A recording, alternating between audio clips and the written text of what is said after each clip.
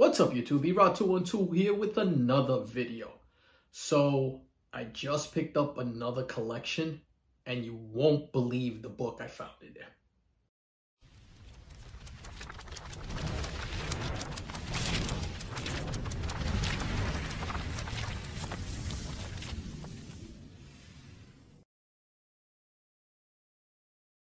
All right, so little backstory. I got a call from someone I had purchased some books from before. I guess he was testing the waters and he sold me a small stack of books. I showed it in a previous video. It was that ASM 252 bunch I paid $150 for. Called me up and said he had more books for me this time. Had about 300 books. And he had a pretty high price. He wanted over $2,000.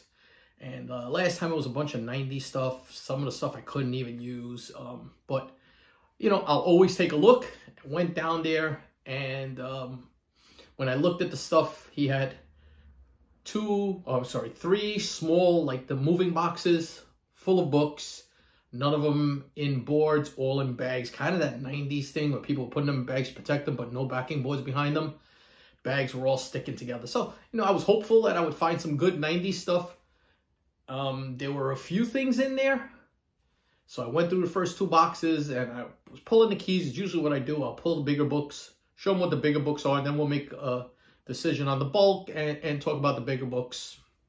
It's the way I like to operate. And I glanced through the third box and I just made an offer on all three boxes. We negotiated a little bit, came to a price, and, you know, away I went. So I decided to sort it that night. So inside was stuff like this. These are complete sets, like the Gargoyle, issues 1 through 4. West Coast Avengers, the full set. Kitty Pryde and Wolverine, full set. This is a really nice one. Full set of long shot, first Mojo and first long shot. Also first Art Adams work on Marvel. What else do we have in there? And then there was some really cool Bronze Age horror. And you had Alien Worlds #1. This is with the 3D glasses in it. That's Dave Stevens. There were 2 copies of that. So really nice. Alien Worlds #2. Actually, #1 again. Now, the other one was the 3D. #1. This is another Dave Stevens cover. Beautiful, beautiful cover. Alien Worlds #3. #7. That's a sick cover. #8. And #9. Kind of reminds you of like the Flash Gordon, Buck Rogers type of covers, you know. Also, in there were some Bronze Age horror. But you had stuff like this. Twisted Tales #1. Twisted Tales #2. This is a Bernie Wrightson cover, and if you see it, he's got all the decapitated heads running after him with an axe. Decapitated heads all along his belt line. I thought that was pretty, you know, graphic. We had Twisted Tales #3. What else do we have here? Issue #5. That's a good looking cover. Here's #4. Deceased body right in there, coming out. Oof. Head on a Mantle. Issue #7. #9. Grinding an axe, ready to chop off somebody's legs, it looks like. And issue #10 is pretty cool too. All the corpses coming to life. So it's fun to find stuff like that. Don't see that too often. Some independent Bronze Age horror. And then there were also books like this in there. Sensational She-Hulk #50. And this is that green metallic foil with metal, everything it is today, right? Alpha Flight #1, first appearance of Puck.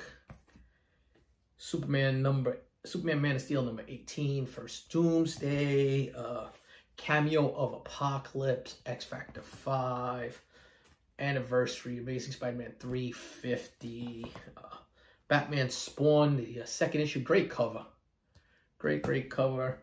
Daredevil number 323 is that Venom takes over Daredevil. That Venomized cover looked really good. Future Imperfect, part 1, not both parts. Good read. Real good read. Love this cover. I believe it's Batman 515. It's that embossed black cover. There you go. If you can see that. Pretty cool. I've seen some remarks done on that. X-Force number 2. Amazing Spider-Man 362, second Carnage. 363, third Carnage. No first Carnage, though. So probably pulled out, you know. What else do we have there?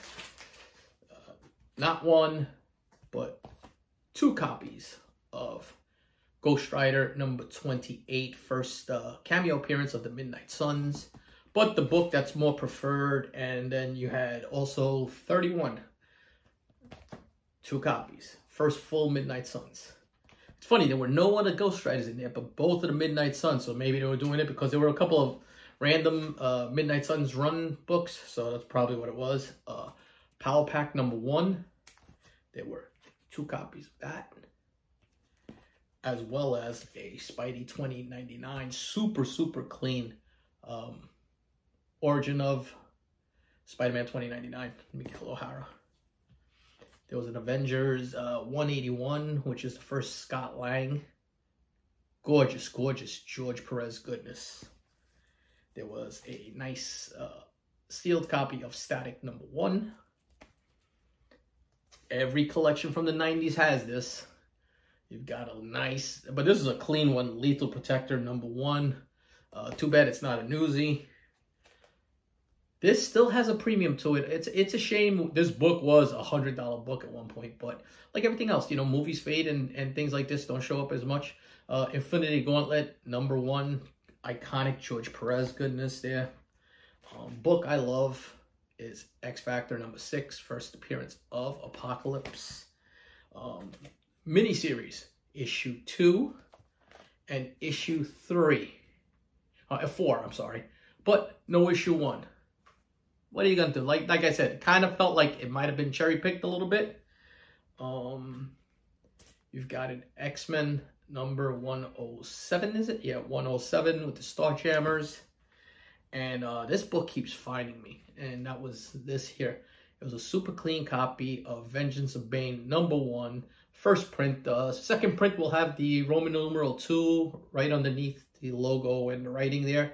So just make sure when you're picking this up, or if you find it in a while, you double check it, make sure it's not the second print. And then the last book. So like I said, I went through the whole, you know, I did a quick view of 2 boxes. Third box, I flipped through real quick. Saw 1 or 2 books that were, I thought, $10 books in there. Made my price. Came home. Right away, the OCD in me, I'm ripping it and I'm just rebagging and reboarding and just checking it out.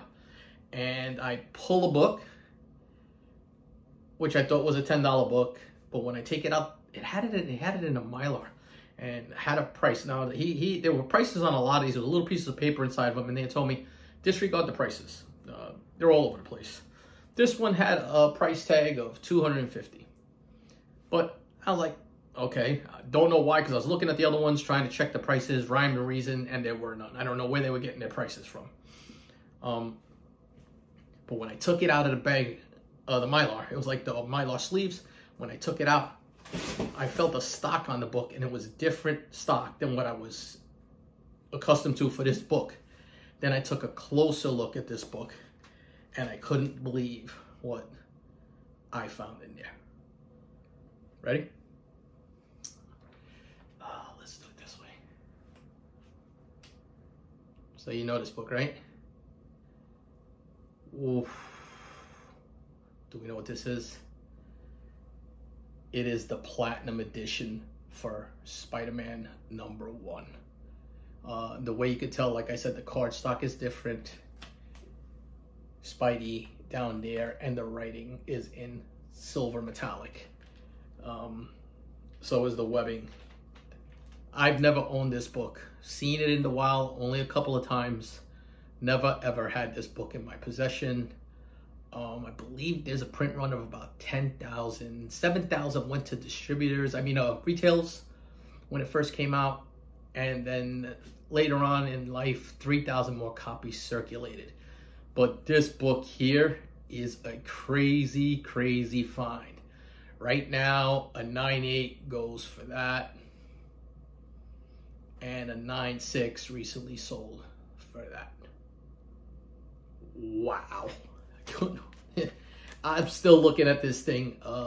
It is pretty, man. I can't believe.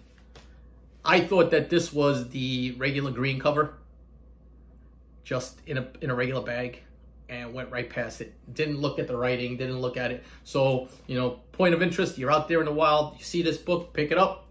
You're going to feel it the minute you pick it up because it's that hard cardstock. And just look at that silver writing on there and you'll know. So this is going to go off to CGC. Wish me luck.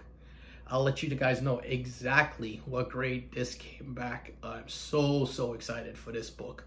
Appreciate all you guys for watching. If you have any pressing needs and you want to drop them off, check out Main Street Comics. That's my official drop-off site. Mike's super great guy, will help you guys out. Check out the shop. The shop is amazing. It's been going really well with you guys, and I appreciate that. Your books will be secure. I usually go in there once a week, pick up some books, and we'll take it from there. Turnaround times are about 14 weeks right now. Trying to reduce that though, get them out faster to you guys. But everybody's been happy with it. But yeah, you never know what you're gonna find. That's all I'm gonna say. Until the next video, peace. I'll talk to you guys later.